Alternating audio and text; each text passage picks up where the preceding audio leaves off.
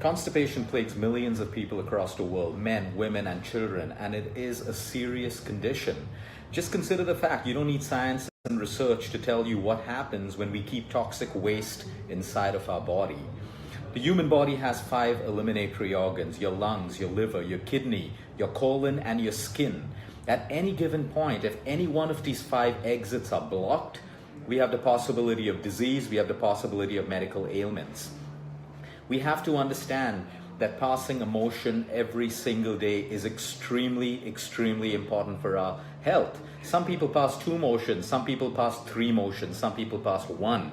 But it is so important because constantly everything that we eat, nutrients from the food get absorbed into our cells for various functions, and there is the waste that's left over. That waste has to come out of the human body. If it stays in your body, like I said, you don't need science and research to tell you what can go wrong. Connections between constipation, headaches, migraines, bloating, acidity, flatulence, poor skin, dull-looking skin, hair, the thinning of hair, inability to lose weight because the body becomes acidic. And we all know that the more and more acidic you are, the more impossible it is for the human body to lose weight no matter how much you exercise and how well you eat. Sleep issues, because you can't sleep at night if you have toxic gases in the human body. Diseases like cancer, kidney issues, colon issues, hormonal issues, because every time a woman is constipated, estrogen, which needs to pass out, is now backed up into your colon and then further backed up into your liver and put back into your body, creating estrogen dominance. And most PCOD issues today, most ER-positive breast cancers have a relation with estrogen dominance. So we need to understand something as simple as constipation can lead to innumerable problems. And sometimes just curing someone's constipation can take care of 5 or 10 or even 15 to 20 different problems in the human body. Many people are ashamed to talk about their constipation. Many people learn to live with it with laxatives and stool softeners and all of that stuff. And because they pass a motion, because something chemical is inducing that motion to be passed, we believe it's okay to live a life and we say that we are not constipated. But you need to understand that you need to check and address the underlying cause of why are you constipated in the first place. You can take laxatives, you will pass a motion. You can take stool softeners, you will pass a motion. But over and over time, what a laxative is going to do to you is your bowel movement, you're going to lose control of your bowel movement, and you will not be able to pass a motion without being dependent on a laxative. So you weaken those muscles, and plus when you take a laxative or a stool softener, you're not just passing out the motion, you're upsetting the entire electrolyte balance in your colon. You're also passing out good bacteria, good vitamins, and nutrients, which is why people who constantly take laxatives also have nutritional deficiencies, because you're in your colon, this is where the food finally gets assimilated and nutrients now have to be absorbed across your intestinal lining into your blood to be absorbed by your trillions of cells. But here you are pushing a laxative in that is pushing out the stool and most of the vitamins even before they can be assimilated into nutrients for absorption. So these are the problems. Now, many a times we may need laxatives and we may need stool softeners because of certain treatments that we take or certain medications that we take. It may be necessary, but you use it only for that time. You cannot get dependent on it. You have to put in that effort to change your lifestyle. So basically, let's look at constipation in a holistic manner. If you are straining to pass out your stools, that's the worst thing you could ever do. All piles, all hemorrhoids are mainly caused because you strain to pass your stool out. Straining is bad for people with heart problems and cardiovascular issues. Constant straining over the years are also linked to cardiovascular issues and blood pressure. So if you are straining to pass out your stools most of the time, it is a sign that you are constipated. Hard stools. If your stools are constantly hard, it means you are constipated. If you have incomplete evacuation, which means you pass a stool, but you still are left with that heavy feeling that I've not passed everything out, I still have something to pass out, you are constipated. If you have anal blockages and if you have to manually use methods to remove stools from your system, you are constipated. Now, what are some of the symptoms of constipation? Bloating, flatulence, acidity, gas, anxiety. Constipation is also linked to anxiety. You have fatigue, you have lower back pain, you have irritability, and you have frustration. All of these things together, because you cannot think clear if you have toxic waste, which is producing toxic gas in your body. It produces something called brain fog, or cloudiness of the brain, which doesn't allow you to think straight. And small things will irritate you. Small things will cause anxiety, because your brain has to be clear when you're thinking and when you're living a normal life. If there are toxins in your liver and kidney or toxic gas in your colon, it will not allow you to think the right way.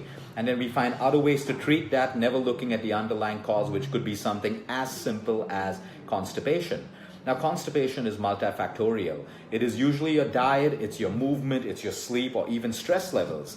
Number one, dehydration. There are two things to see if you're constipated. If you are not drinking the right amount of water. You see, your stools, the bulk of your stools require water to form. So every time you take a laxative, all a laxative is doing is adding wetness to your stools, making it a little more bulky so that you can pass it out. Now, that can be done naturally by just increasing your water intake. So important. Dehydration will cause constipation. I know people who drink 2 to 3 glasses of water in a day. That is insufficient for your immunity, for your bowel movement, for your blood, for every single function in the human body. So the first thing is your water intake. Are you having sufficient amounts of water? The second thing is your fiber. We all know that fiber causes the bulk of the stool. It has a mechanical process as it passes down through your stomach, through your intestines, into your colon, forming the bulk of your stool. So if you have the right amount of fiber, note that I'm saying the right amount and not too much, because it's not a good thing to overdose on too much of fiber as well. It can cause inflammation in your gut, and that could lead to IBS and other gut issues as well. The right amount of fiber comes when we have a balanced diet. We're eating the right amount of fruits, raw vegetables, nuts, seeds, lentils, whole grains, and of course your cooked vegetables. You have a balanced diet, you will have sufficient fiber. You don't need excess fiber. Vitamin depletion. If we are depleted of our vitamins and minerals, there are so many vitamins that help pass your motions the right way. Let me give you an example of vitamin B6, vitamin B3, and vitamin B7. Let's take a case of a cancer patient, because when cancer patients are going through chemo and radiation, there are two things that they'll experience: extreme constipation or extreme diarrhea, depending on the chemo that they go through, because chemo depletes certain vitamins that do not enable you to have the right amount of motions passed. So when you put those vitamins back into the patient of a cancer going through chemotherapy, you solve their constipation problems naturally without the dependency on more and more allopathic drugs. Because you're already going through toxicity through chemo, you want to minimize more drugs going into your system. But what follows is painkillers and antacids and stool softeners and laxatives that puts this patient into a vicious cycle of suffering, and they never heal, compromising their immunity. Which is why if you're doing conventional treatment, that's fine, do it. But also change your lifestyle and the way that you eat so that you can minimize the side effects of the treatment and boost your immunity, the only thing that can protect you. So vitamin deficiency as well, and IBS, irritable bowel syndrome. For some people, they go many times to the loo. For some people, they are constipated. It is basically abnormal functioning of the digestive system. So it all starts with your digestive system and your gastro system. So most gastric issues is abnormal functioning of the gastric issue, which leads to constipation or to diarrhea.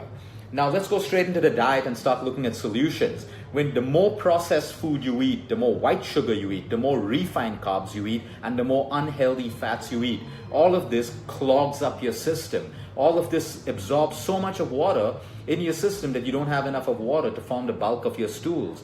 Every one of the foods that I mentioned, processed, refined carbs, refined oils, and white sugar, depletes the body of vitamins and minerals which are required for your digestive health and for constipation. Stress alters hormones and neurotransmitters produced by the body, which has a direct influence on muscle tension, which is contraction and relaxation of the bowels. It has a direct influence on your enzyme production, on your digestion, and all of these things. So like again, we've done innumerable videos of how stress, chronic stress, impacts every function in the human body, including constipation. Now, I'll be honest with you, I have so many people out there who drink enough of water and eat enough of fiber and have great lifestyles, but yet they are chronically constipated. And then we start looking at their emotions, suppression over years.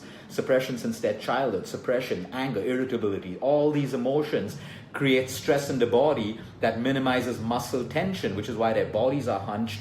Every muscle that gets impacted by stress will produce a negative impact in the human body.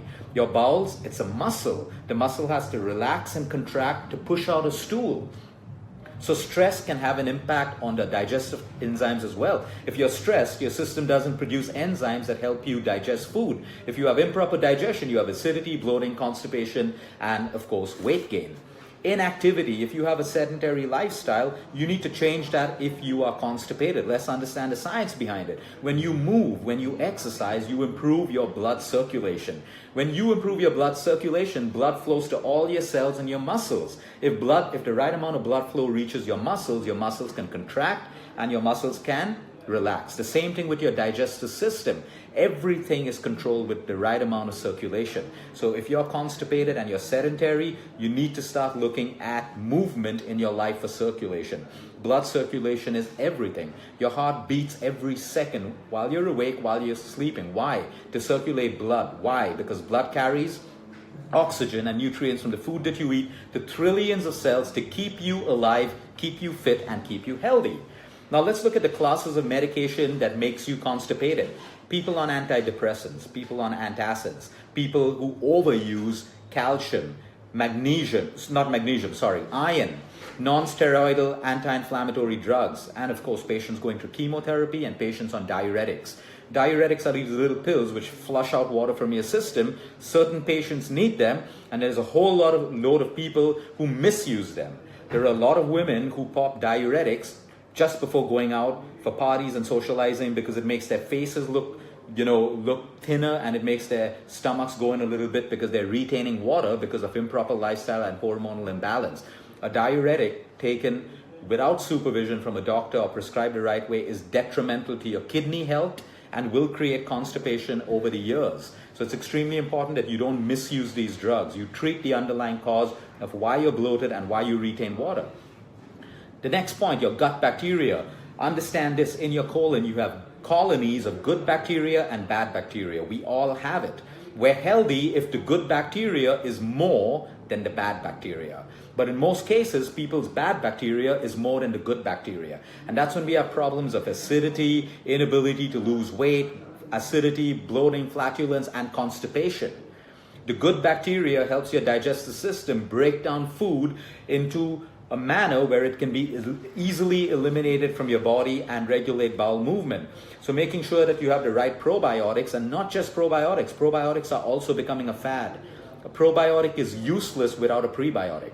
Think of a prebiotic as the food to make your probiotic work the right way.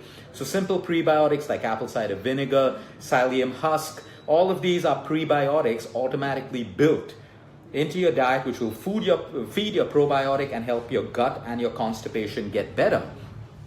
Poor bathroom habits, people who hold on to their stools, people who don't have the cycle, follow their cycle of nature. They hold on to their stools, they don't poop at the right time, and they have these irregular bowel movements. And people who travel a lot will notice this because your whole lifestyle changes while you travel, and your eating times and your sleeping times. You will be constipated initially. Jet lag can also cause constipation.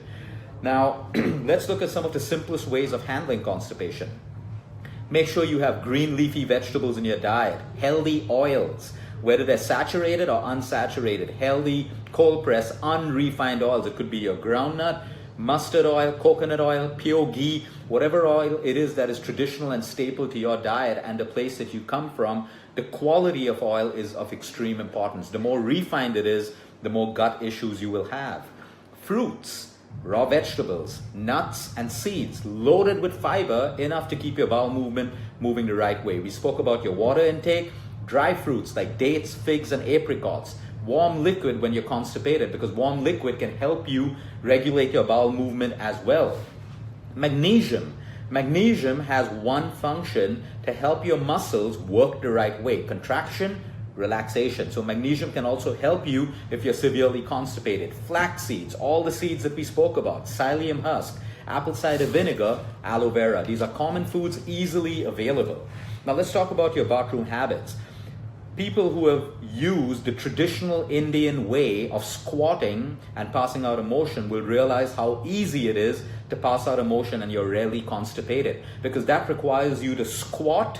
When you squat, your puborectalis muscle gets relaxed, and when that muscle gets relaxed, all of the poop easily comes out of your system. But we've changed to the Western way of pooping, which is not wrong. It's everywhere we go to hotels and stuff like that. But there's a solution. That doesn't allow us to squat. That makes us comfortable. And in today's world, it is comfort that has brought on most disease. Comfort is great for us, but not when we use it so much to an extent that it causes disease in the human body, or back pains, like a soft mattress, which is luxurious to have, comfortable to sleep in, but you develop back problems and spinal issues over time. So when you squat, there are two actions, and I need you to understand anatomy. Everything in the human body revolves around anatomy. Let's picture your colon right now. Your colon has two valves, an inlet valve and an outlet valve. The inlet valve is also called your ileocecal valve, and your outlet valve is your puborectalis muscle. Now, when you squat, what's going to happen is your inlet valve will close to make sure that the poop doesn't move back into your intestines. But the puborectalis muscle, which is your outlet valve, will open up so that all the poop can come out easily. Two valves, an inlet valve and an outlet valve, which gets triggered and stimulated by squatting. So the more you squat, the more you activate these muscles and valves in your body, which will take care of even severe constipation.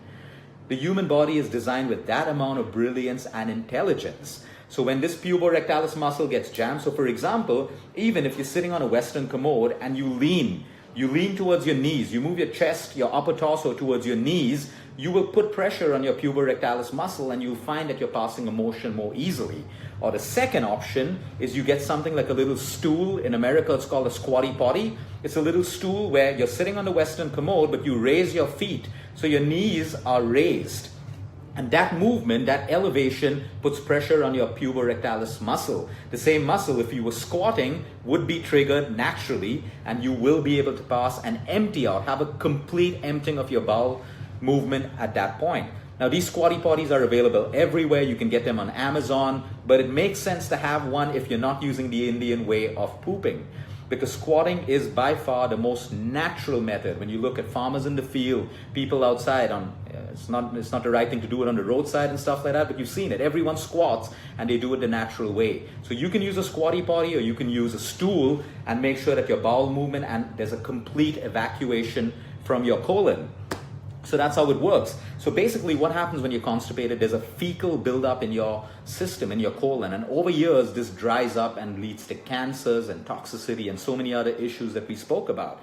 Now, yes, hemorrhoids and piles as well are 100% preventable. This happens in people who are constipated and who constantly strain to pass emotion. So in our chaotic life, everything has to move so fast that we don't even give ourselves enough of time to completely pass out all the toxic waste that's accumulated in our system overnight. Now, here are a few more products that can help you with severe constipation. In India, we have an Ayurvedic combination which is available all over. It is safe for you to have of course, always speak to your doctors in case you're on medication before taking it. It's called Triphala Powder. Triphala Powder is a combination of 3 Ayurvedic ingredients.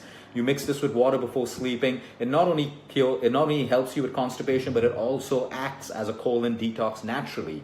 Then in the good old days, people use castor oil. If you grew up with your mom chasing you around the room, giving you that 1 tablespoon of castor oil, it was to loosen up the fecal matter, regulate your bowel movement so that you could pass emotion. These are natural things with no side effects. Black raisins. Soak 6 to 8 raisins overnight in water. They soak up, and in the morning, whether it's your kid, you, or your parents, give them these soaked raisins to eat. These soaked raisins further move into colon with the fiber. It helps release the water that's soaked up overnight and produce bulk of your stool that helps you get over constipation as well. Vegetable juice, so powerful. You know that we don't juice fruits, we only juice vegetables. When you juice vegetables like beetroot, carrot, cucumber, pumpkin, all these rich fiber vegetables, and you keep the fiber in, don't strain it, keep the fiber in. You do this for a couple of days and you're guaranteed to see how your bowel movement changes and how much more matter that you pass out, because it's loaded with fiber and the right amount of nutrients. We spoke about something called sabja seeds, which are also the faluda seeds or the sweet basil seeds. You get these seeds inexpensively everywhere around. You take about 2 teaspoons and you soak it like in a whole mug of water overnight. And in the morning, you drink that. So basically, again, you have a swollen seed with water that goes into your system, puts pressure on your colon to push the fecal matter out of your system. And what the Japanese do and people do in Eastern countries is fantastic. They wake up to a liter of water every single day. The Japanese, this is fantastic, and it works brilliantly for them. And it works brilliantly for us as well. You wake up in the morning, you have a liter of water, you sit down, and you slowly sip that 1 liter of water. Yes, you will bloat up, your stomach will extend because it's a liter of water going into your system. But all of that helps you, put that pressure on your colon, and in most cases, you will pass a motion. Now, if this doesn't happen, you also have to look at the emotions going on into your head, because we've seen a direct correlation between anger, irritability, jealousy, people holding on to emotions in their system, and they're highly constipated. People who are rigid in their thoughts, in their way of thinking, in their way of living are constantly constipated. So if you've tried everything and it's not working, start looking at your emotions as well, because you have to understand that this is curable and this is preventable. It has to work unless you have damage to the organs down there. But it has to work. So you got to bring the mind and the physical self into the solution of constipation, and believe me, it will work. But there's one thing I can promise you, that if anyone is constipated out there, please do whatever it takes to solve that the right way. Laxatives may help you for a while and stool softness, but it is not your way of life. You are not healthy if you need tablets to make you live the right way, especially pass out fecal matter from your system. It's easy. You got to put your mind to it, make small lifestyle changes in your nutrition, your movement, your sleep, and your stress levels. And you can do this, but you got to keep all 5 exits of the human body working perfectly, and it's very, very difficult to have disease then. Have a good day, everyone. Please share this with everyone who you know who's constipated, because like I said, constipation, if you just cure someone's constipation, there are many, many other issues in that person's body and life that will change. Have a great day. Until next time, eat smart, move more, sleep right, and breathe deep.